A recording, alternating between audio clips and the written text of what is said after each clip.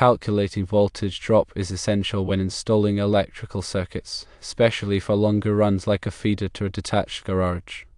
In this scenario, the voltage is 120 volts, the wire type is UF, the wire gauge is number 12, and the distance is 100 feet one way.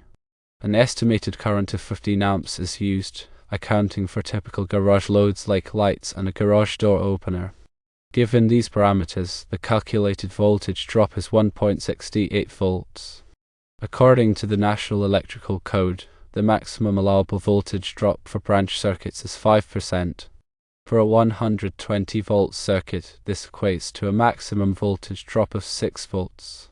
Since the calculated voltage drop of 1.68 volts for number 12 UF wire is well within the acceptable limit of 5%, it is not necessary to use number 10 wire in this particular application.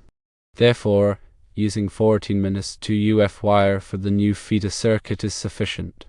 It will provide adequate current carrying capacity and will not cause excessive voltage drop. When installing UF wire, there are important considerations to keep in mind.